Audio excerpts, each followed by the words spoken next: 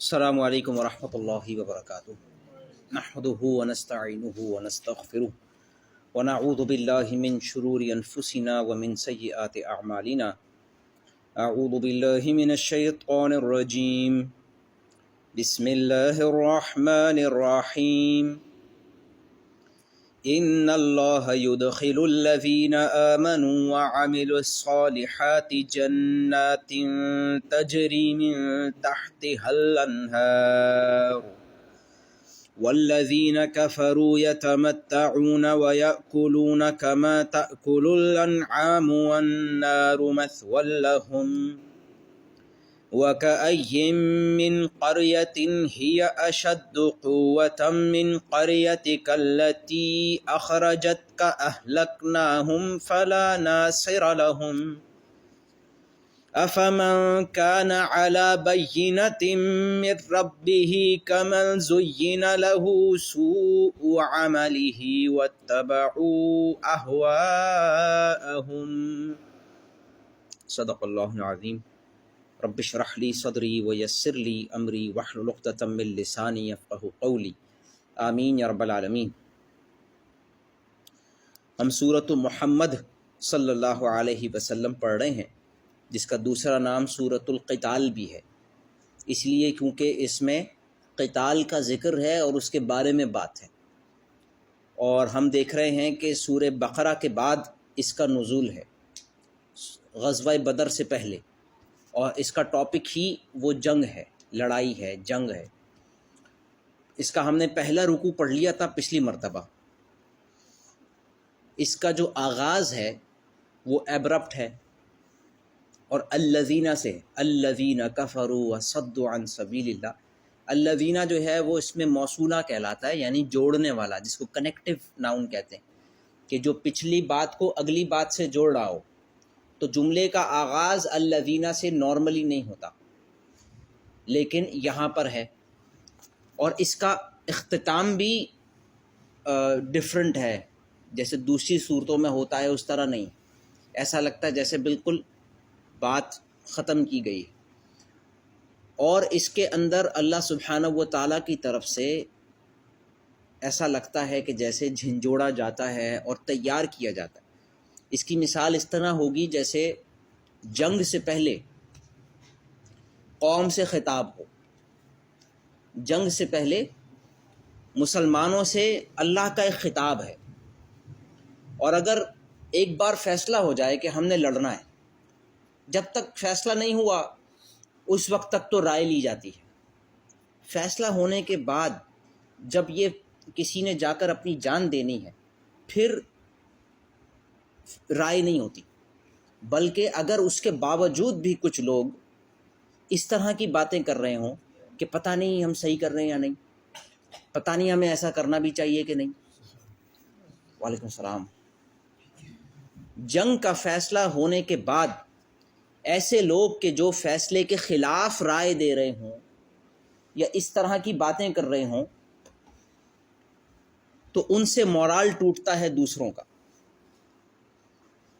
تو جب قوم سے خطاب ہوتا ہے تو اس وقت صرف ون پوائنٹ ایجنڈا ہوتا ہے کہ ہم نے تیار رہنا ہے قربانی دینے کے لیے، قربانی دینے کے لیے تیار ہو جائیں۔ اس وقت کوئی اگر ایسا کہے کہ ہم جو ہے وہ دوسری رائے بھی دیکھ لیں، یا پھر کوئی پتہ چلے کہ دشمن کے ساتھ رابطے میں ہے، تو وہ تو غدار ہے قوم کا۔ تو اب جب یہ مسلمان مدینہ آئے ہیں تو رسول اللہ صلی اللہ علیہ وسلم کو ابھی 2 سال بھی نہیں ہوئے، کیونکہ غزوہ بدر دوسرے سال میں ہوئی ہے، وہ بھی رمضان میں، یعنی 2 سال بھی کمپلیٹ نہیں ہوئے تھے۔ تو دس از ٹو ارلی کہ ہم یہ ایکسپیکٹ کریں کہ تمام لوگ ایک ہی طرح سوچ رہے ہوں گے۔ ابھی 1.5 سال 2 سال پہلے مدینہ میں کیا سچویشن تھی؟ 5 قبیلے ہیں، 3 یہودیوں کے ہیں، 2 عرب کے ہیں، ایک اوس ہے، ایک خزرج ہے۔ اوس اور خزرج کی سینکڑوں سال کی جنگ چلتی ہوئی آ رہی ہے، ایک دوسرے سے نفرتیں ہیں۔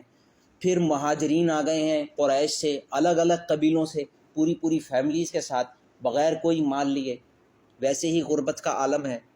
اس کے بعد رسول اللہ صلی اللہ علیہ وسلم کو سب نے اپنا کلیکٹیو سردار مان لیا ہے، ایک نیا پیکٹ سائن ہو گیا ہے کہ آج سے کوئی کسی کا قبیلہ نہیں ہے، سب ایک ہی قبیلے میں ہیں، اس کا نام اسلام ہے۔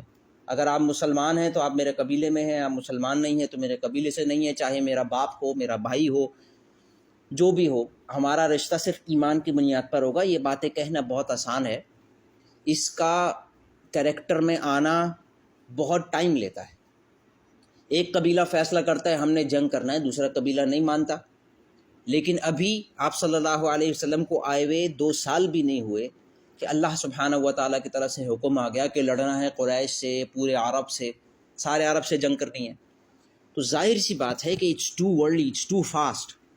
اور یہی معجزانہ بات ہے سیرت النبی صلی اللہ علیہ وسلم کی کہ کوئی اور اگر اس کی مثال ڈھونڈی جائے دنیا میں تو نہیں ملے گی۔ اس کی کوئی بھی اور مثال ڈھونڈی جائے کہ آپ چلتے ہوئے سسٹم کو ایکسپلائٹ کرتے ہیں، ایسا نہیں سسٹم بھی بدل دیں پورا۔ قبیلہ ہوتا ہے، ایک دوسرے کو بھائی سمجھتے ہیں خون کی بنیاد پر کہ بھائی میرا قبیلے کا آدمی ہے، اس کے لیے میں قربانی بھی دینے کو تیار ہو جاؤں۔ ایک تیسرے آدمی کے لیے جو ہمارے قبیلے کا بھی نہیں، محمد الرسول اللہ صلی اللہ علیہ وسلم، صرف ان کے کہنے پر سارے عرب سے لڑ جائیں۔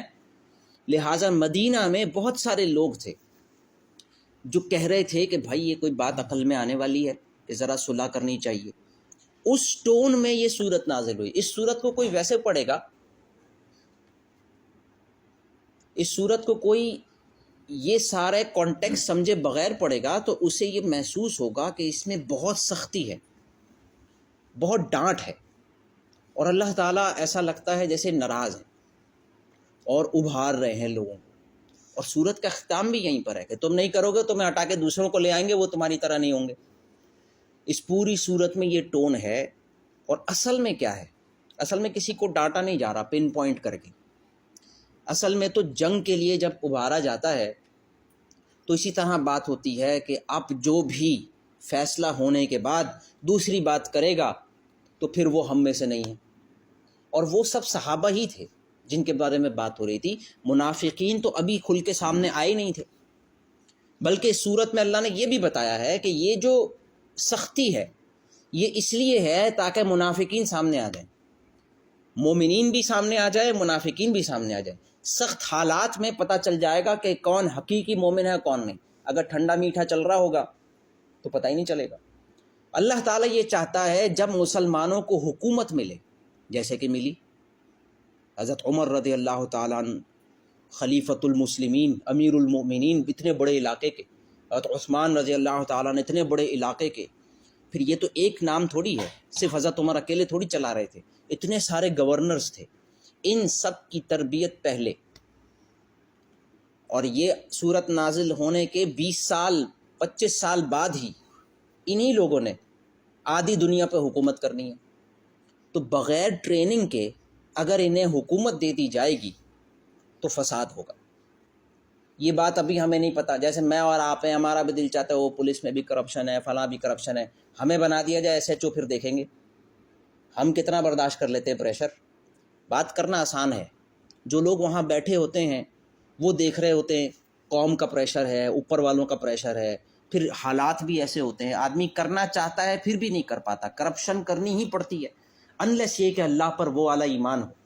تو اس ایمان کو بنایا جا رہا ہے۔ لہٰذا سورہ محمد میں ایسا لگتا ہے کہ جیسے صحابہ سے سختی سے بات ہو رہی۔ اسی لیے ایک بات کہی تھی کہ اسے اللہ نے رکھا ہے بالکل سورہ فتح کے ساتھ۔ اگلی پوری سورت صحابہ کی تعریف پر ہے شروع سے لے کے آخر تک، اور یہ جوڑا ہے، بالکل اپوزٹ ہے، دونوں میں رسول اللہ صلی اللہ علیہ وسلم کا نام آیا ہے، محمد محمد، سورہ محمد میں بالکل آغاز میں، سورہ فتح میں بالکل آخری میں۔ اور یہ غیر معمولی بات ہے کیونکہ پورے قرآن میں صرف 4 بار آیا ہے، اس میں سے 2 بار یہاں پر آیا ہے۔ اس کے بعد سورہ محمد میں ذکر کیا ہے کہ اس وقت ڈھیلے نہیں پڑنا، لڑائی کرنی ہے، اس وقت صلح مت کرو، امن سے بات کر لیتے ہیں، صلح کر لیتے ہیں، لوگوں سے بات چیت کر لیتے ہیں، یہ سب اس وقت نہیں چاہیے، اس وقت جنگ کرنی ہے۔ سورہ فتح میں بالکل الٹا ہے، صحابہ لڑنے کو تیار، مرنے کو تیار تھے صلح حدیبیہ میں، اور اللہ تعالیٰ کی طرف سے آ رہا تھا کہ نہیں ابھی صلح ہوگی۔ تو اللہ نے ان کی تعریف کی ہے کہ دیکھو یہ ہیں لوگ جو مرنے کو تیار ہیں اور ہمارے کہنے پہ رکے ہوئے ہیں۔ پوری صورت تعریف پر ہے، اور یہ پوری صورت ایسا لگتا ہے کہ یہ سخت بات ہے، لیکن اصل میں اللہ تعالیٰ کس بات سے ڈرا رہے ہیں؟ ایک رستہ ہے جو منافقت کی طرف لے جا رہا ہے۔ شیطان انسان کو آتے ہی کفر کا حکم نہیں دیتا، بلکہ وہ کفر کے راستے پر لگاتا ہے۔ وہ کہتا ہے تھوڑا سا بس یہ کر لو، تو اللہ تعالیٰ اس تھوڑے سے ڈرا رہا ہے، شروع میں ہی بتا رہا ہے کہ یہ تمہیں راستہ کہاں تک لے جائے گا۔ تو ہم نے اس کا پہلا رکوع پڑھ لیا تھا، جس میں اللہ سبحانہ و تعالیٰ نے یہ بات بیان فرمائی کہ جو لوگ محمد الرسول اللہ صلی اللہ علیہ وسلم کے پیچھے چل رہے ہیں وہ حق پر چل رہے ہیں، جو محمد الرسول اللہ صلی اللہ علیہ وسلم کے خلاف ہیں وہ باطل پر ہیں، اس میں کوئی ڈاؤٹ نہیں ہے۔ جب کوئی ڈاؤٹ نہ ہو کہ سامنے والا غلط ہے تو پھر جنگ کرو، بس پھر سامنے والا غلط بھی ہے، زور زبردستی بھی کر رہا ہے۔ جیسے قریش مکہ کیا کر رہے تھے، حضرت سمیہ حضرت یاسر رضی اللہ تعالی عنہما کو شہید کر دیا، حضرت بلال کو ٹارچر کیا، حبشہ جانے پہ مجبور ہو گئے لوگ، صحابہ مکہ چھوڑ کے مدینہ آنے پہ مجبور ہو گئے۔ یہ سب کیا ہو رہا ہے؟ بدماشی ہو رہی ہے۔ اور ایک شائبہ بھی ڈاؤٹ نہیں ہونا چاہیے تم لوگوں کے دلوں میں کہ رسول اللہ صلی اللہ علیہ وسلم حق پر ہیں اور یہ باطل پر ہیں۔ تو پھر جب آپ کو کنفرم ہے کہ ہم حق پر ہیں اور ہمارے مرنے والے جنت میں جائیں گے، ان کے مرنے والے جہنم میں جائیں گے، تو پھر ڈر کس بات کا؟ بالکل یہی جملہ تھا حضرت عمر رضی اللہ تعالیٰ عنہ کا صلح حدیبیہ میں کہ اے نبی صلی اللہ علیہ وسلم کیا ہمارے مرنے والے جنت میں اور ان کے مرنے والے جہنم میں نہیں جائیں گے؟ تو فرمایا ہاں ایسا بالکل ہے۔ تو پھر ہم صلح کیوں کر رہے ہیں؟ پھر ہم دب کے صلح کیوں کر رہے ہیں؟ یہ وہ ایمان تھا جس کو بننے میں 6 سال لگے۔ صلح حدیبیہ 6 سال میں ہوئی۔ یہ جو ہم اس وقت بات کر رہے ہیں یہ پہلا دوسرا سال ہے۔ اس وقت باتیں اتنی کلیئر نہیں تھیں، باتیں آسان ہوتی ہیں، اصل میں اس پہ عمل کرنا مشکل ہوتا ہے۔ تو ان آیات کے ذریعے اللہ تعالیٰ نے صحابہ کو اس چیز کے لیے تیار کیا۔ اب ہم پڑھ رہے ہیں دوسرے رکوع سے۔ اعوذ باللہ من الشیطان الرجیم، بسم اللہ الرحمن الرحیم۔ ان اللہ يدخل الذین آمنوا وعملوا الصالحات جنات تجری من تحتها الانہار والذین کفروا یتمتعون ویأکلون کما تأکل الانعام والنار مثوی لہم۔ یقین رکھو کہ جو لوگ ایمان لائے ہیں اور انہوں نے نیک عمل کیے ہیں، اللہ ان کو ایسے باغات میں داخل کرے گا جن کے نیچے نہریں بہتی ہوں گی، اور جنہوں نے کفر اپنا لیا ہے وہ یہاں تو مزے اڑا رہے ہیں اور اس طرح کھا رہے ہیں جیسے چوپائے کھاتے ہیں، اور جہنم ان کا آخری ٹھکانہ ہے۔ وَكَأَيٍّ مِّن قَرْيَةٍ هِيَ أَشَدُّ قُوَّةً مِّن قَرْيَتِكَ الَّتِي أَخْرَجَتْكَ أَهْلَكْنَاهُمْ فَلَا نَاصِرَ لَهُمْ۔ اور کتنی بستیاں ہیں جو طاقت میں تمہاری اس بستی سے زیادہ مضبوط تھی جس بستی نے اے نبی صلی اللہ علیہ وسلم آپ کو نکال دیا ہے، ان سب کو ہم نے ہلاک کر دیا اور ان کا کوئی مددگار نہ ہوا۔ یعنی اس وقت جنگ ہے قریش سے، تو اے نبی قریش کی کیا اوقات ہے، ان سے کئی زیادہ قوت والوں کو بھی ہم ہلاک کر چکے ہیں۔ یہ بستی جنہوں نے آپ کو نکال دیا، ان سے زیادہ قوت والوں کو ہم ہلاک کر چکے ہیں، ان سب کو ہم نے ہلاک کیا اور ان کا کوئی مددگار نہ ہوا۔ افمن کان علی بینۃ من ربہ کمن زین لہ سوء عملہ واتبعوا اہواءہم۔ اب بتاؤ کہ جو لوگ اپنے پروردگار کی طرف سے ایک روشن راستے پر ہوں، کیا وہ ان جیسے ہو سکتے ہیں جن کی بدکاری ہی ان کے لیے خوشنما بنا دی گئی ہو اور وہ اپنی نفسانی خواہشات کے پیچھے چلتے ہوں؟ مثل الجنت التی وعد المتقون، مثال اس جنت کی جس کا وعدہ متقین سے کیا گیا ہے، فیہا انہار من ماء غیر آسن وانہار من لبن لم یتغیر طعمہ وانہار من خمر لذۃ للشاربین وانہار من عسل مصفى ولہم فیہا من کل الثمرات ومغفرۃ من ربہم کمن ہوا خالد فی النار وسقوا ماء حمیما فقطع امعاءہم۔ متقی لوگوں سے جس جنت کا وعدہ کیا گیا ہے اس کا حال تو یہ ہے کہ اس میں ایسے پانی کی نہریں ہیں جو پانی خراب نہیں ہوگا، ایسے دودھ کی نہریں ہیں جس کا ذائقہ نہیں بدلے گا، ایسی شراب کی نہریں ہیں جو پینے والوں کے لیے سراپا لذت ہوگی، اور ایسے شہد کی نہریں ہیں جو نتھرا ہوا صاف ہوگا۔ اور ان جنتیوں کے لیے وہاں ہر قسم کے پھل ہوں گے اور ان کے پروردگار کی طرف سے مغفرت۔ کیا یہ لوگ ان جیسے ہو سکتے ہیں جو ہمیشہ دوزخ میں رہیں گے اور انہیں گرم پانی پلایا جائے گا، چنانچہ وہ ان کی آنتوں کو ٹکڑے ٹکڑے کر دے گا۔ اتنا گرم پانی کہ پیے تو اندر آنتیں جل جائیں۔ وَمِنْهُمْ مَنْ يَسْتَمِعُ إِلَيْكَ، اب ذکر ہو رہا ہے جو مدینہ میں موجود ہے۔ ایک تو وہ دشمن ہے جس سے لڑائی ہے، اب بات ہو رہی ہے وَمِنْهُمْ مَنْ يَسْتَمِعُ إِلَيْكَ، یستمع غور سے سننا، ان میں کچھ ایسے ہیں جو آپ کو اے نبی غور سے سنتے ہیں۔ حَتَّى إِذَا خَرَجُوا مِنْ عِنْدِكَ، یہاں تک کہ جب چلے جاتے ہیں آپ کے پاس سے، نکلتے ہیں آپ کے پاس سے، قَالُوا لِلَّذِينَ أُوتُوا الْعِلْمَ، تو نکل کے جن لوگوں کو علم دیا گیا ہے ان سے پوچھتے ہیں ماذا قال آنفا، کہ کیا کہا انہوں نے ابھی ابھی۔ یعنی کیا ہوا کہ رسول اللہ صلی اللہ علیہ وسلم، لوگ بیٹھے ہیں اور ظاہر سی بات ہے لاؤڈ سپیکر نہیں ہوتا تھا، تو آواز ان لوگوں کو آتی تھی جو قریب زیادہ ہوتے تھے، تو آپ صلی اللہ علیہ وسلم ریپیٹ کرتے تھے اپنی بات، جیسے اس طرف رخ کر کے، پھر اس طرف رخ کر کے، پھر اس طرف رخ کر کے۔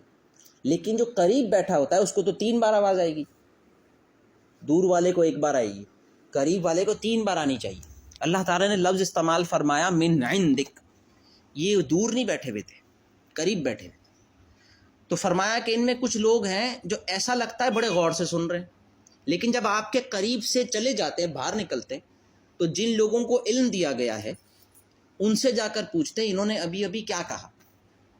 اولئک الذین طبع اللہ علی قلوبہم واتبعوا اہواءہم، یہ وہ لوگ ہیں جن کے دلوں پر اللہ نے مہر لگا دی ہے اور یہ اپنے خواہشات کے پیچھے چل رہے ہیں۔ یعنی رسول اللہ صلی اللہ علیہ وسلم یہ کہہ رہے تھے کہ ہمیں مشرکین مکہ سے لڑنا ہے، اس کے لیے ہمیں تیار رہنا ہے، ہو سکتا ہے حملہ ہو جائے۔ اتنی بات میں سمجھنے میں کیا مسئلہ ہے؟ سمجھنے میں تو کوئی مسئلہ نہیں ہے، لیکن جو اپنے خواہش نفس کے پیچھے چلتا ہے، جس کا موڈ ہی نہیں ہے بات سمجھنے کو، تو اس کو بات سمجھ نہیں آتی۔ اس میں کوئی مشکل بات نہیں تھی اصل میں سمجھنے کی، لیکن جب باہر نکلتے ہیں تو وہ لوگ جنہیں علم دیا گیا ہے، مثلاً ابو بکر صدیق رضی اللہ تعالیٰ عنہ، عمر رضی اللہ تعالیٰ، ان کے پاس جاتے تھے کہ کیا بات ہوئی تھی ابھی، اس لیے کیونکہ کوئی ہم نے مس تو نہیں کر دی، اس لیے کیونکہ یہ بچنے کا راستہ ڈھونڈ رہے ہوتے۔ غور سے سننا اس لیے بھی ضروری ہے کہ ہمیں پتہ چل جائے کہ یہ کیا کرنے والے ہیں، تاکہ ہم وہ نہ کریں، تاکہ ہم ذرا سائڈ ہو جائیں، جس دن نکلنا تھا اسی دن کہیں جا کے چھپ جائیں۔ تو پتہ تو کرنا ہے کہ واقعی آپ صلی اللہ علیہ وسلم نے کہا کیا، لیکن مسئلہ یہ ہے کہ آپ وہاں بیٹھے ہوئے تھے، جب ان کو سمجھ آ گیا تو آپ کو کیوں نہیں سمجھ میں آیا؟ یہ ایسا لگ رہا ہے کہ کوئی بڑا مسئلہ تو نہیں ہے۔ اس آیت کو جو بھی سنے گا وہ کہے گا بھائی بندے کو سمجھ نہیں آیا، اس میں کیا مسئلہ ہے؟ اور وہ گیا بھی کس کے پاس؟ اوت العلم، اس کے پاس علم تھا۔ اگر اس نے گوسپ ہی کرنا تھا تو منافق کے پاس جاتا، یہود کے پاس جاتا اور کہتا کہ پتہ نہیں یہ لوگ کیا باتیں کر رہے ہیں، لیکن وہ گیا ہے واقعی پتہ کرنے، اوت العلم، اسی لیے کیونکہ اس کو سمجھ نہیں آیا، تو دماغ کہیں اور تھا۔ یہ ابتدائی مسائل ہیں، اور نیا نیا انسان اسلام لاتا ہے تو ضروری نہیں ہے کہ ایمان اس کے دل کے اندر بھی چلا جائے، ضروری نہیں ہے۔ جیسے ہم لوگ ہیں، کمزور لوگ ہیں، ایسے ہی وہاں مدینہ میں بھی تھے کہ بھائی رسول اللہ صلی اللہ علیہ وسلم صحابہ ہجرت کر کے آ گئے ہیں، سارا شہر مسلمان ہو گیا ہے، تو چلو ہم بھی مسلمان ہو جاتے ہیں۔ اس کے بعد بہت اسپیڈ سے چیزیں ہونے لگی، اب ہوا کہ بھائی سارے عرب سے لڑنا ہے، تو کوئی آسان بات تو نہیں ہے۔ تو جو نیا نیا آدمی ہوتا ہے، وہ جیسے ہی کوئی مشکل بات سنتا ہے اس کا دماغ کہیں اور چلے جاتا ہے، ارے یار یہ تو ہوتا ہے نا، سنڈے کو پروگرام ہے فجر کے بعد، تو کچھ لوگوں کے چہروں سے سمجھ میں آ جاتا ہے کہ یہ کیا سوچ رہے، ارے صبح آرام سے اٹھنا تھا۔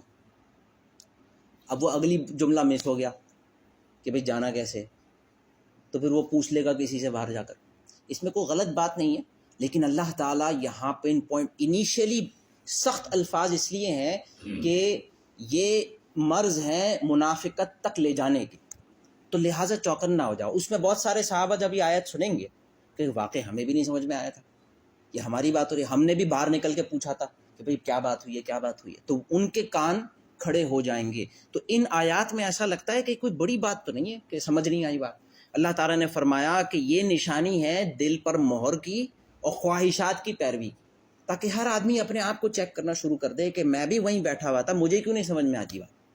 کوئی مشکل بات تھوڑی ہے، کوئی لمبی چوڑی اسٹریٹجی تھوڑی بتائی جا رہی ہے، پبلک میں تھوڑی بتائی جاتی اسٹریٹجی۔ صرف اتنا کہا جا رہا ہے کہ ابراہیم علیہ السلام کا مقصد تھا، اللہ نے ابراہیم علیہ السلام کو حکم دیا تھا میرے کعبے کو بتوں سے پاک کرو، اب اللہ نے ہمیں بھیجا ہے اس کام کے لیے، لہٰذا لڑنا ہوگا۔ اتنی سیدھی سی بات نہیں سمجھ میں آ رہی۔ آگے فرمایا والذین اہتدوا زادہم ھدی وآتاہم تقواہم، وہ لوگ جنہوں نے اہتدا ہدایت چنا، ہدایت کا رستہ چنا، زادہم ھدی ہم ان کو بڑھا دیں گے ہدایت۔ جیسے دروازہ ہے، ایک دروازہ ہے منافقت کا، ایک ہے ہدایت کا، تو جنہوں نے یہ دروازہ چنا ہم ان کو آگے بھی لے جائیں گے۔ دونوں دروازے ساتھ ساتھ ہی لگے ہوئے ہوں گے، لیکن ایک مرتبہ چن لیا اور چلتے چلے گئے اندر تو پھر آپ کہیں بہت دور چلے جائیں گے۔ شروع میں راستے بڑے قریب قریب ہیں، تو وہاں بتا دیا کہ اتنی چھوٹی سی بات کہ بیٹھے ہوئے سمجھ نہیں آیا، اور اگلی بار والذین اہتدوا، جنہوں نے ہدایت کا راستہ چنا، اور وہ چننا کیا ہے؟ جو اللہ اور اس کے رسول کہیں گے ہم کریں گے۔ ہو سکتا ہے ہم کمزور ہوں تو کیا کریں گے؟ استغفار کریں گے، اللہ سے توفیق مانگیں گے، لیکن کریں گے وہی جو اللہ تعالیٰ نے کہا۔ یہ ہوتا ہے ہدایت کا راستہ۔ اور گمراہی کا راستہ کیا ہوتا ہے؟ دیکھ لو یار فلاں چیز چھوٹ جائے گی، میچ بھی نکل جائے گا، نیند بھی خراب ہو جائے گی، خرچہ بھی یہ اپنے چکروں میں لگے ہوئے۔ ان کو یہی یاد آتا رہتا ہے کہ میری کیا کیا چھوٹ جائے گا، یہ نہیں سوچ رہے کہ اللہ کیا چاہتا ہے۔ کیا سوچ رہے ہیں؟ یہ چھوڑنا پڑے گا، وہ چھوڑنا پڑے گا، وہ چھوڑنا، یہ کیا ہے بھائی؟ تو یہ دو رستے ہیں۔ والذین اہتدوا، وہ لوگ جنہوں نے ہدایت کا راستہ چنا، زادہم ھدی ہم بڑھا دیں گے انہیں ہدایت میں، وآتاہم تقواہم اور انہیں ان کے حصے کا تقوی عطا فرمایا۔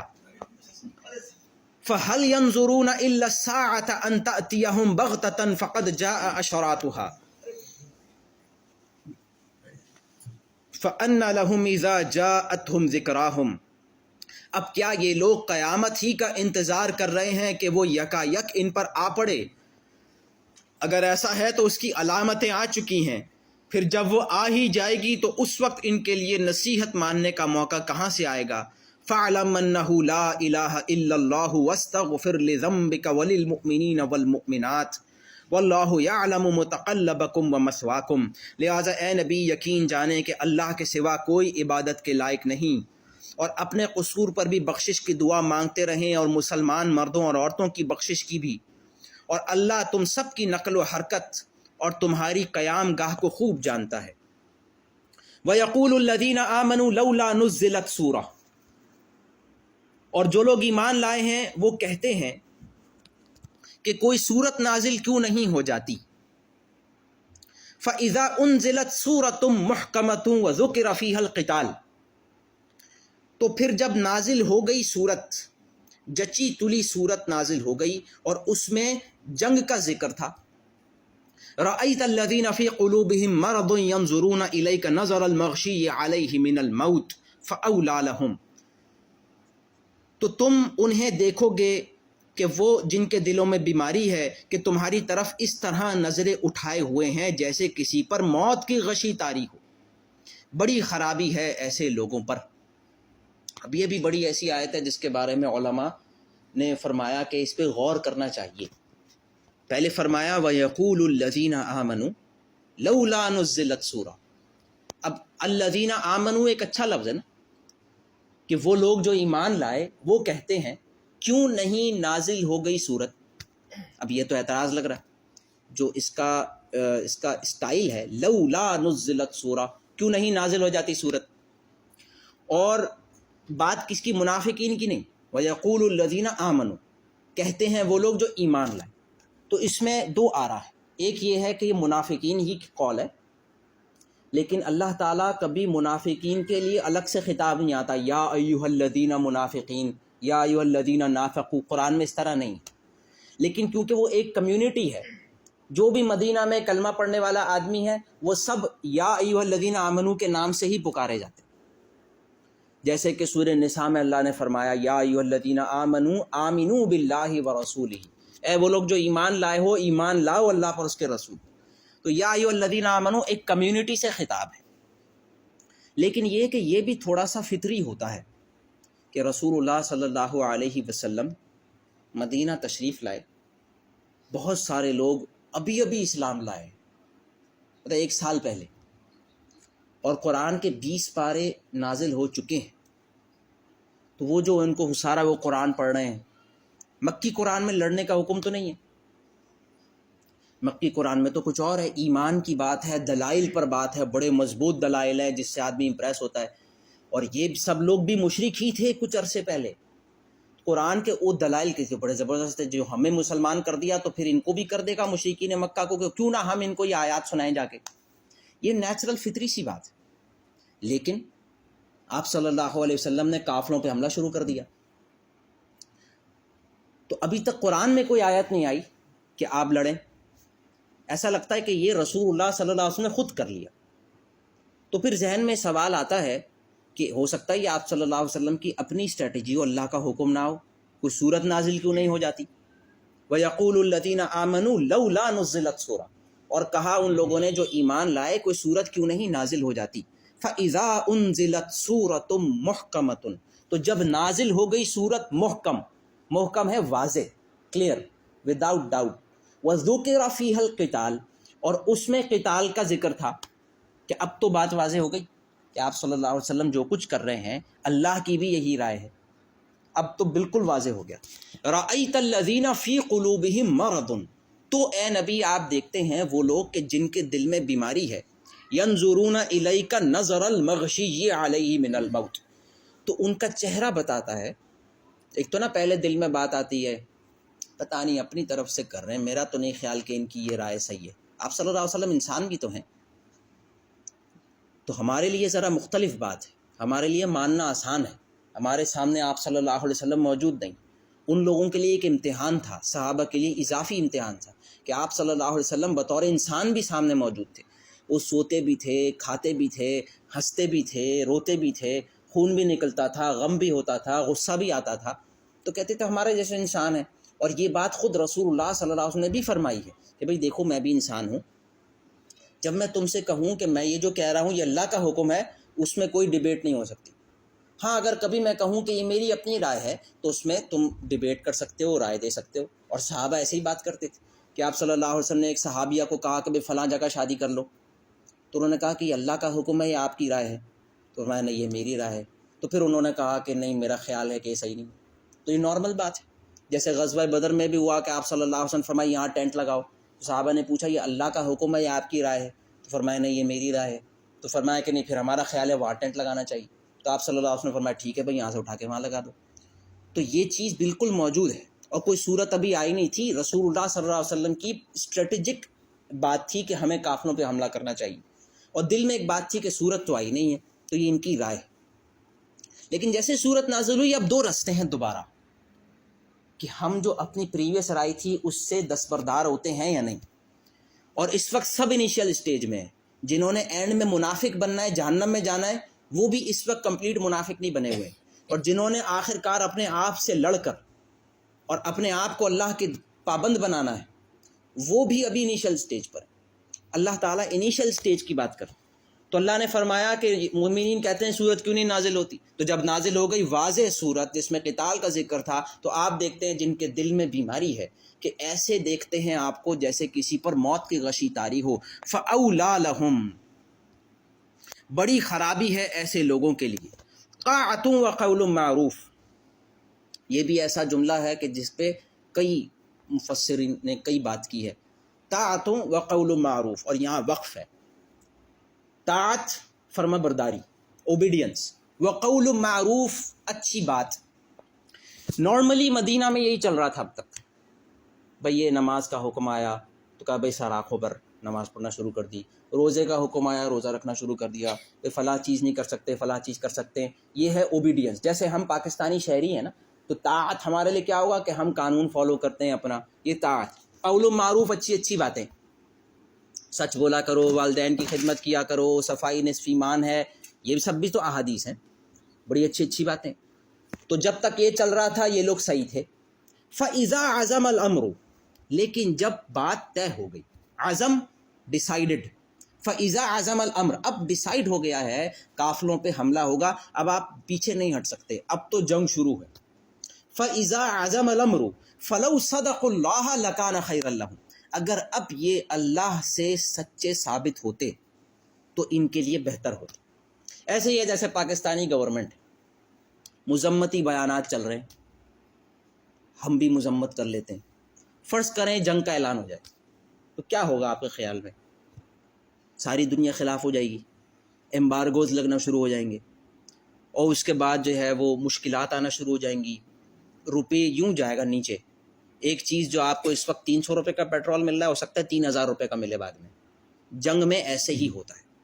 اس وقت پتہ چلے گا کہ ہم کس کے ساتھ ہیں. ہمیں لگتا ہے کہ یہ جنگ جائز جنگ ہے، یہ واقعی حق پر ہیں، ہم کسی باطل کے خلاف ہے، تو پھر ہمیں پیچھے کھڑا ہونا چاہیے اپنی گورنمنٹ کے. بھئی بھلے مہنگائی ہو، بھلے تکلیف آئے، ہم یہاں پر ساتھ کھڑے ہیں.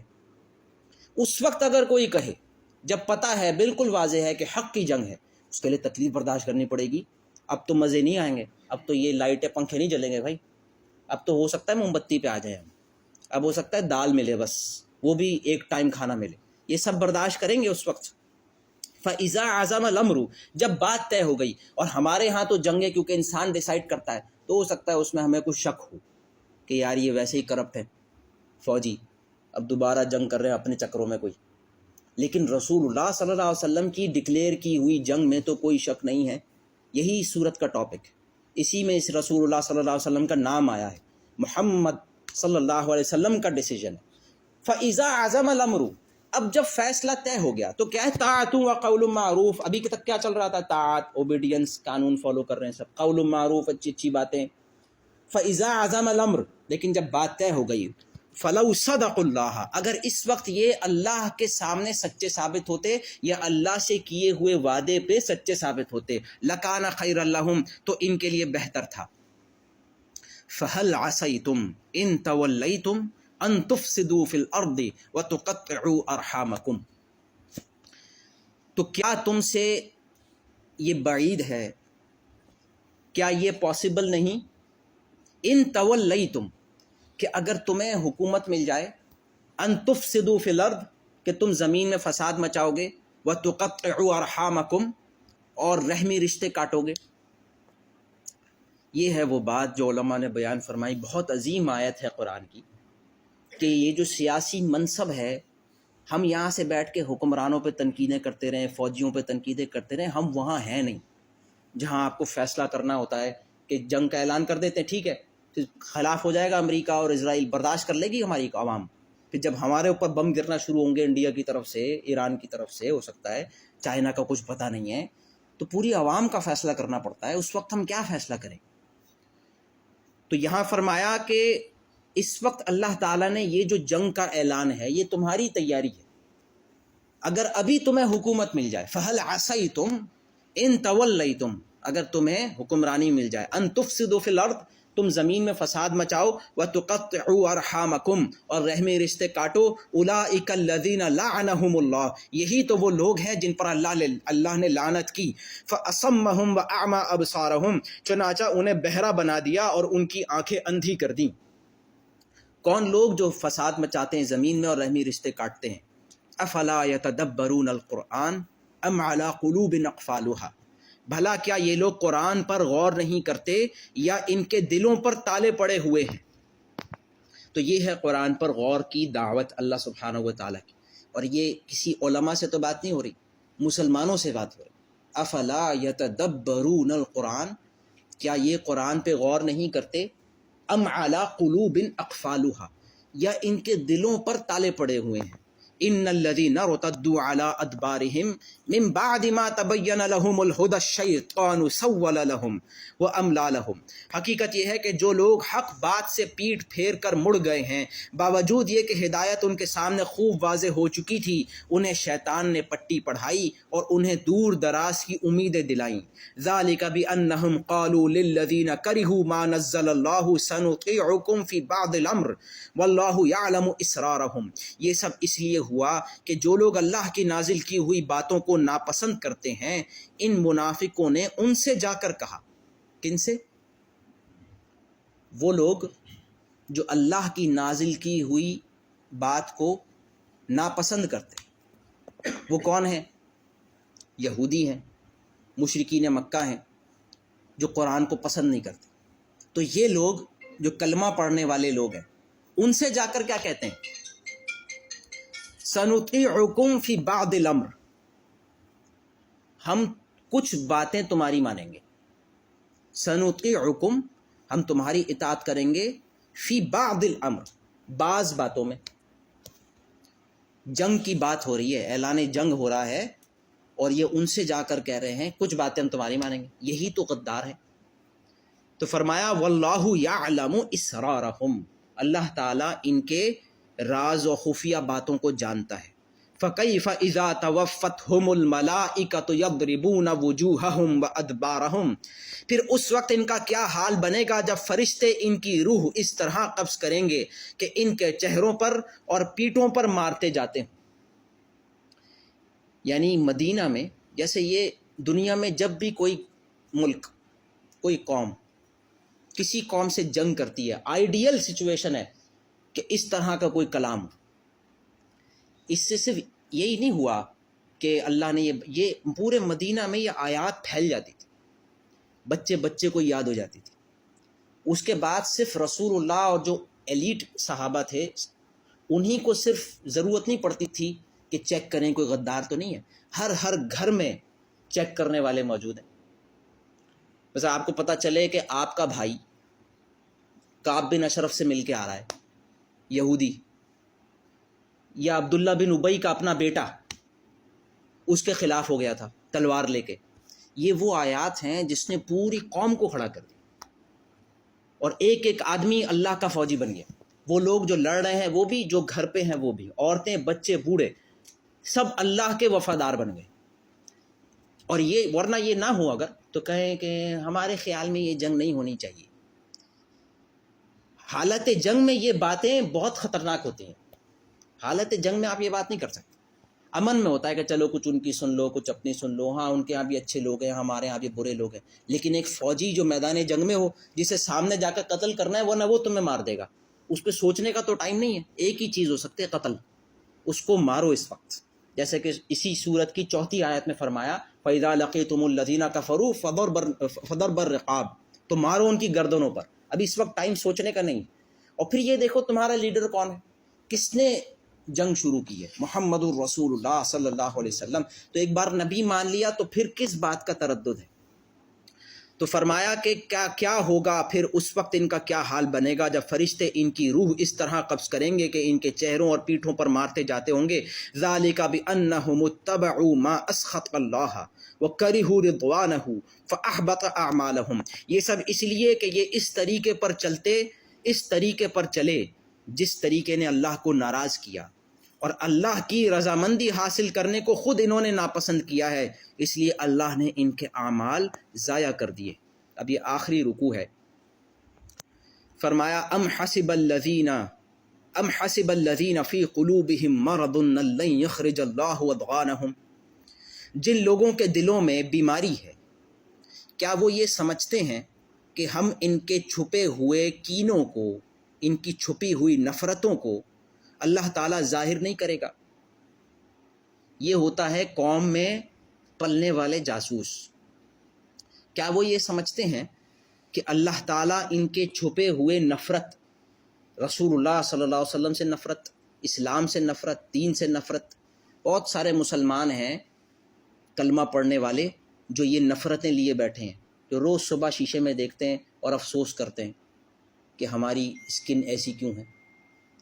جن کا مرثیہ یہ ہے کہ ہم یہاں کیوں پیدا ہو گئے، کاش ہم بھی کرسچن ہوتے، جیو ہوتے، امریکہ میں پیدا ہوتے، مزے کرتے۔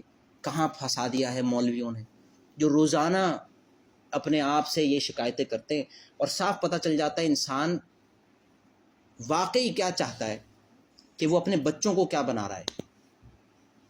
اپنے بچوں کو گورا بناتے ہیں، گورا بنانا چاہتے ہیں تو بس پھر آپ گورے ہیں، آپ کو افسوس رہا میں نہیں بن پایا، چلو میرے بچے بن جائیں۔ تو انسان کو پتہ چل جائے گا نفرت نہیں ہے۔ ایک شخص عیسائی ہے لیکن ہمیں پسند ہے، رسول اللہ صلی اللہ علیہ وسلم کو جھوٹا کیا سمجھتا ہے، نعوذ باللہ مجنون پاگل سمجھتا ہے۔ عیسائیوں کا یہی مطلب ہے نا، ورنہ تو مسلمان ہو جاتے اگر سچا سمجھتے تو۔ یہودی کون ہوتے ہیں؟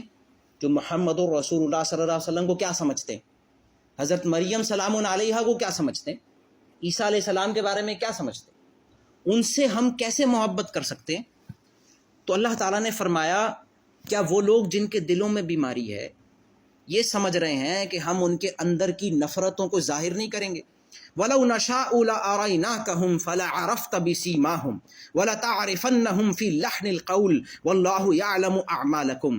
اور مسلمانوں اگر ہم چاہیں تو تمہیں یہ لوگ اس طرح دکھا دیں کہ تم ان کی علامت سے ان کو پہچان جاؤ۔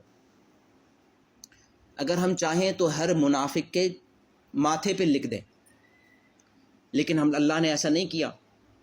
وَلَتَعْرِفَنَّهُمْ فِي لَحْنِ الْقَوْلِ، لیکن تم ضرور بالضرور ان کو پہچان لوگے ان کے بات کرنے کے انداز سے۔ لحن کہتے ہیں نا، لحن القول، وہ جو تنزیہ بات ہوتی ہے، بات کرنے کے ڈھب سے ان کو تم پہچان جاؤ گے۔ واللہ یعلم اعمالکم، اللہ تعالیٰ تمہارے اعمال کو جانتا ہے۔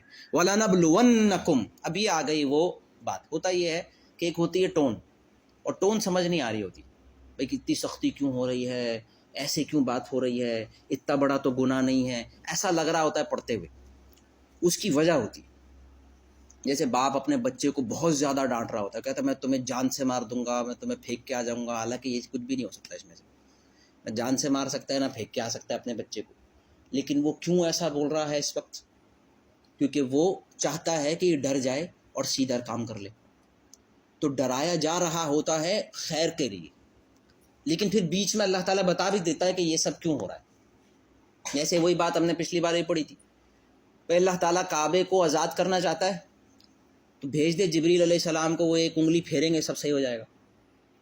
لیکن نہیں، یہ نہیں کرنا، بلکہ کیا کرنا ہے، تم جہاد کرو، تم اپنے اندر کے منافقین سے لڑو، اپنے اندر کے بندے سے لڑو، اپنے آپ کو پاک کرو۔ یہ محنت مشقت کیوں ہو رہی ہے؟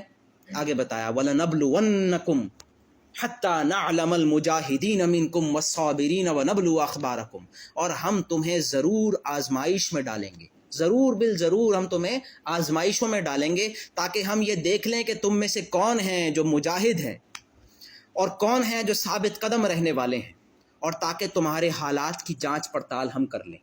اسی لیے اللہ نے ایسے حالات کریٹ کر دیے ہیں۔ ان الذين كفروا وصدوا عن سبيل الله وشاقوا الرسول من بعد ما تبين لهم الهدى لن يضروا الله شيئا وسيحبط اعمالهم، یقین رکھو کہ جن لوگوں نے کفر اپنا لیا ہے اور دوسروں کو اللہ کے راستے سے روکا ہے اور پیغمبروں سے دشمنی ٹھانی ہے، باوجود یہ کہ ان کے سامنے ہدایت واضح ہو کر آ گئی تھی، وہ اللہ کو ہرگز کوئی نقصان نہیں پہنچا سکتے، اور ان قریب اللہ ان کا سارا کیا دھرا غارت کر دے گا۔ اب یہ آخری آیات ہیں، یا ایھا الذین آمنوا اطیعوا اللہ واطیعوا الرسول ولا تبطلوا اعمالکم۔ اب یہ آخری میں مسلمانوں سے خطاب ہے، اے وہ لوگ جو ایمان لائے ہو، اللہ کی اطاعت کرو، اس کے رسول کی اطاعت کرو، اور اپنے اعمال کو ضائع مت کر دو۔ ان الذین کفروا وصدوا عن سبیل اللہ ثم ماتوا وهم کفار فلن یغفر اللہ لهم، جن لوگوں نے کفر اپنا لیا ہے اور دوسروں کو اللہ کے راستے سے روکا ہے، پھر کفر ہی کی حالت میں مر گئے، اللہ ان کو معاف نہیں کرے گا۔ فلا تہنوا وتدعوا الى السلم وانتم الاعلون واللہ معکم ولن یترکم اعمالکم۔ یہ بھی یونیک آیت ہے، پورے قرآن میں یونیک آیت ہے، اس لیے علماء فرماتے ہیں کہ بعد میں یہ منسوخ ہو گئی۔ فلا تہنوا، ڈھیلے مت پڑو، وتدعوا الی السلم، اور مت پکارو سلم کی طرف۔ اب سلم ویسے کہتے سالمیت کو، یا آپ کہیں صلح کو. جنگ کا اپوزٹ ہے سلم، سالمیت، پیس، جو ہم پیس کہتے ہیں. تو بڑے عجیب سا لگتا ہے کہ مت پکارو امن کی طرف، پیس پیس نہ کرو، سلامتی سلامتی مت کرو اس وقت. تو ایسا لگتا ہے کہ جیسے یہ تو ایسا تو نہیں ہے، کیونکہ قرآن میں دوسری جگہ سورہ انفال میں اللہ تعالیٰ نے فرمایا کہ اللہ کو صلح پسند ہے، جنگ سے زیادہ اللہ کو صلح پسند. اور جب بھی کافر جو تم سے حالت جنگ میں ہے صلح پیش کرے تو ہمیشہ ایکسیپٹ کر لو. یہ اللہ کا حکم ہے سورہ انفال میں کہ جب کافر صلح پیش کرے تو ایکسیپٹ کر لو اور جنگ بند کر دو. لیکن یہاں کیا کہا جا رہا ہے کہ تم مت کرو صلح. یہ ایسے ہی ہے جیسے حماس کو کہا جا رہا ہے یا فلسطین کو کہا جا رہا ہے اسرائیل سے صلح کر لے. تو اسرائیل سے کیا صلح کر لے؟ اتنا بڑا ہے، اتنا طاقتور ہے، ظلم وہ کر رہا ہے، اسرائیل صلح کرنا چاہتا ہے. آپ ذرا میپ تو دیکھیں فلسطین کا 1917 سے آج تک، تو وہ ایسے نظر آیا آپ کو، بڑھتے بڑھتے بڑھتے بڑھتے اتنے سارے ہو گئے. یہ وہ ہے جو صلح چاہ رہا ہے، جو چاہ رہا ہے کہ آپ بھی رہیں ہم بھی رہیں، مل کے رہتے نا. یہاں ایسا لگ رہا ہے یا ایسا لگ رہا ہے کہ یہ ان کو آہستہ آہستہ باہر نکال رہے ہیں. ایسا ہی لگ رہا ہے نا، باہر نکال رہا ہے. جی بیوقوفانہ باتیں چل رہی ہیں دنیا میں. ابھی بھی کیا ہے، نارتھ غازہ سے ساؤتھ غازہ چلے جائیں، آدھا خالی کر دیں، اگلی بار ایک اور حملہ ہوگا تو ابھی آدھا بھی خالی کر دیں. چلو بھائی الحمدللہ یہ خالی ہو گیا، اب ادھر آ جاؤ ویسٹ بینک میں، یہاں کچھ باقی ہیں، ایک ایک کر کے وہاں سے خالی کروا کے اور باہر نکال دیں گے. صاف نظر آ رہا ہے یہ تو. لیکن اگر وہ آدمی جو کمزور ہے اور طاقتور سے لڑ رہا ہے اور وہ کہے کہ کام کرتے صلح کر لیتے بھائی، تو طاقتور کو کیا پڑے صلح کرنے کی؟ مشرکین مکہ صلح کے موڈ میں تو نہیں ہے اس وقت بالکل. رسول اللہ صلی اللہ علیہ وسلم صحابہ ہجرت کر کے مدینہ گئے، وہاں تو یہ ڈسکشن چل رہا ہے کہ کب جائیں اور پورے مدینہ کو ختم کر دیں. ان کو پیغام آ جائے اگر مدینہ سے کہ صلح کے بارے میں آپ لوگوں کی کیا رائے ہے، وہ یہی بولیں گے کوئی رائے نہیں ہے، ہم آپ کو جان سے مارنا چاہتے ہیں. اور صلح حدیبیہ میں بالکل الٹا ہوا، انہوں نے کہا کہ صلح کر لیتے ہیں، اسی لیے رسول اللہ صلی اللہ علیہ وسلم نے ایکسیپٹ کیا. یہ دو الگ الگ باتیں کہ کافر کہہ رہا ہے صلح کر لیتے، اس کا مطلب اب وہ کمزور ہے، وہ دیکھ رہا ہے کہ آپ طاقت میں ہیں. لیکن جب ہم کمزوری کی حالت میں صلح کرتے ہیں، جیسے آج کر رہے ہیں بہت سارے مسلمان، ایک کام کرتے ہیں یونائٹڈ نیشنز کو کہتے ہیں کہ بیچ میں آئے اور صلح کروا دے. کب سے کہہ رہے ہیں ہم؟ یہ 75 سال سے. یونائٹڈ نیشنز نے ہی آدھا دیا تھا اسرائیل یہودیوں کو، جبکہ وہاں 2% یہودی بھی نہیں رہتے تھے نا. 1947 کے ریزولوشن میں یونائٹڈ نیشنز نے کہا کہ یہ آدھا ان کا ہے. کیوں ان کا ہے؟ انہی کے پاس جا رہے ہیں یہ کہنے کے لیے اب آپ صلح کروا دیں. تو جب کمزور آدمی صلح کی بات کرتا ہے یہ کمزوری ہوتی ہے. فلا تہنوا، کمزوری نہ دکھاؤ، وتدعوا الی السلم، اور مت پکارو صلح کی طرف، وانتم الاعلون، تم ہی غالب ہو، واللہ معکم، اللہ تمہارے ساتھ ہے، ولن یترکم اعمالکم، اللہ تمہارے اعمال برباد نہیں کرے گا. انما الحیات الدنیا لعب ولہو، دنیا کی زندگی تو بس کھیل تماشا ہے. وَإِن تُؤْمِنُوا وَتَتَّقُوا يُؤْتِكُمْ أُجُورَكُمْ وَلَا يَسْأَلْكُمْ أَمْوَالَكُمْ، اور اگر تم ایمان لاؤ گے اور تقوی اختیار کرو گے اللہ تمہارا اجر دے گا اور تمہارے مال تم سے نہیں مانگے گا. إِن يَسْأَلْكُمُوهَا فَيُحْفِكُمْ تَبْخَلُوا وَيُخْرِجْ أَضْغَانَكُمْ، اور اگر وہ تم سے تمہارا مال مانگ لے اور تم سے سب کچھ سمیٹ لے، یعنی اگر اللہ تعالیٰ کی طرف سے یہ آ جائے، ابھی جیسے 2.5% ہے نا زکوٰۃ، 2.5% ہے، عشر 5% یا 10% ہے. اگر یہ 100% ہوتا تو کہ بھائی جو کچھ ہے سارا دے دو بعد میں دیکھیں گے، تو پھر بھی ہمیں کرنا تھا کیونکہ رازق تو اللہ ہے. یہی تو کہا ہے رسول اللہ صلی اللہ علیہ وسلم. بھائی چڑیا کتنے فیصد زکوٰۃ دیتی ہے؟ سارا دیتی ہے نا. آپ صلی اللہ علیہ وسلم نے فرمایا کہ تم اگر توکل کرو گے پرندوں کی طرح تو پرندوں کی طرح کھلائے گا. صبح نکلتے خالی پیٹ، شام کو آتے بھرے پیٹ، کچھ بھی بینک بیلنس میں یا گھر میں نہیں ہوتا. تو پھر بھی سارا دینا تھا، لیکن اللہ نے سارا نہیں مانگا، صرف 2.5% مانگا ہے. یا یہ کہ جو ہو سکے وہ دے دو، جو اضافی ہو وہ دے دو، جو خرچے پورے نکل جائیں اس کے بعد دے دو. یہی ہے نا بات، ابھی بھی پکار یہی ہے چندے کی، چاہے وہ مسلمان مجاہدین کی مدد ہو یا صدقات و خیرات ہو. اللہ نے سارا مال نہیں مانگا. تو یہاں فرمایا جا رہا ہے ان یسألکموہا، اگر اللہ تعالیٰ مانگ لیتا سارا، فیحفکم، اور سارا سمیٹ لیتا، تبخلوا، تو تم بخل کرتے، ویخرج اضغانکم، اور تمہارے اندر کی نفرتیں فوراً باہر آ جاتی. اب یہ آخری آیت ہے اس سورت کی. ہا انتم ہؤلاء تدعون لتنفقوا فی سبیل اللہ فمنکم من یبخل. دیکھو یہ تم ہی تو لوگ ہو کہ تمہیں اللہ کے راستے میں خرچ کرنے کے لیے بلایا جاتا ہے، تو تم میں سے کچھ لوگ ہیں جو بخل سے کام لیتے ہیں. ومن یبخل فانما یبخل عن نفسہ. جو بخل سے کام لیتے ہیں وہ خود اپنے ہی سے بخل کر رہے ہیں، اپنے آپ سے بخل کر رہے ہیں. واللہ الغنی وانتم الفقراء. اللہ تعالیٰ تو غنی ہے، تم سب فقیر ہو.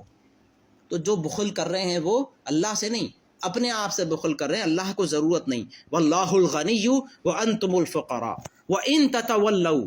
اور اگر تم نے پیٹھ پھیر لی، اس وقت رسول اللہ صلی اللہ علیہ وسلم نے کہا جنگ کرنی ہے، اگر تم مڑ گئے اور ساتھ نہیں دیا، وَإِن تَتَوَلَّوْا يَسْتَبْدِلْ قَوْمًا غَيْرَكُمْ، تو اللہ تعالیٰ تمہاری جگہ دوسری قوم کو لے آئے گا. ثُمَّ لَا يَكُونُوا أَمْثَالَكُمْ، اور وہ تمہاری طرح نہیں ہوں گے. ہو سکتا ہے نا کہ اللہ تعالیٰ تمہیں ہٹا کے دوسروں کو لے آئے گا، تو کہ لے آئے وہ بھی ہماری طرح ہوں گے سست. تو اللہ نے فرمایا نہیں، اللہ تمہیں ہٹا کے دوسروں کو لے آئے گا، اور یہ یقینی بات ہے کہ وہ تمہاری طرح نہیں ہوں گے. اس کا مطلب کمپلیٹ فارغ ہو جائیں گے. یہ کس سے بات ہو رہی ہے؟ اس وقت مسلمان کون تھے؟ صحابہ. آخری آیت کیا ہے؟ یعنی ہم صحابہ کون ہیں؟ سب سے عظیم ہیں. ان سے بھی اللہ کی اسی طرح بات ہے. رسول اللہ صلی اللہ علیہ وسلم یہ کہہ رہے ہیں یہ تم نہیں کر رہے، تمہیں ہٹا کے اللہ دوسروں کو لے آئے گا. اور اگلی صورت صحابہ کی تعریف، اعلان کر دیا اللہ تعالیٰ نے کہ یہ جو رسول اللہ صلی اللہ علیہ وسلم کے ساتھی ہیں میں ان سے راضی. محمد الرسول اللہ والذین معہ، محمد اور جو ان کے ساتھی ہیں، اللہ نے ہمیشہ کے لیے رضامندی کا اعلان کر دیا. اس صورت کے آپ سمجھے 5 سال بعد وہ صورت نازل ہوئی. شروع میں سختی ہے تاکہ انسان اپنے آپ سے لڑے. یہ جو چھوٹی موٹی ہماری نافرمانیاں ہوتی ہیں یہی لے جاتی ہیں منافقت تک اور جہنم تک. تو اللہ تعالیٰ شروع میں روک رہے ہیں. اللہ سبحانہ و تعالیٰ سے دعا ہے کہ ہمیں سمجھ اور عمل کی توفیق نصیب فرمائے.